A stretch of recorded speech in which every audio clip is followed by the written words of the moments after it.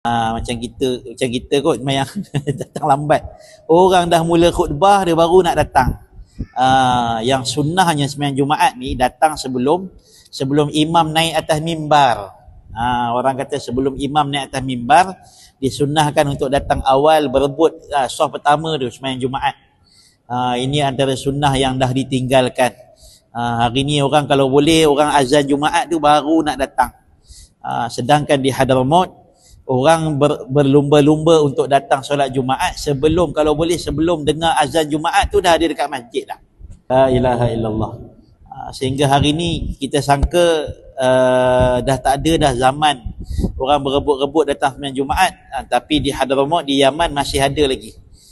Kadang kita tengok pukul 9 pagi orang dah pakai jubah putih dah.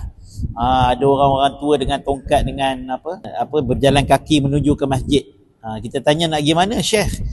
Pukul 9 pagi ni awal lagi, dia kata nak buat persiapan Jumaat. Persiapan Jumaat dia akan semayang sunat dekat masjid, dia akan baca Quran, dia akan habiskan selawat kepada Nabi SAW sampailah waktu Jumaat datang. Bayangkan kita datang, kalau kita datang sejam awal, contoh dekat sana pukul 12.30 semayang Jumaat.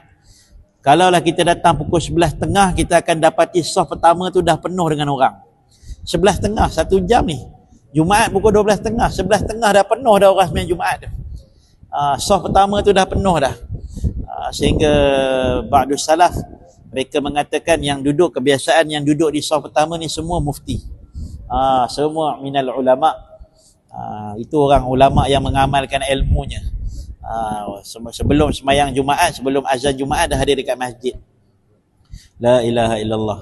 Sampai kita datang kalaulah dekat-dekat pukul 12, setengah jam lagi nak solat Jumaat, kita akan dapati masjid dah penuh dah. Kalau datang waktu azan Jumaat, semayang dekat luar lah kita.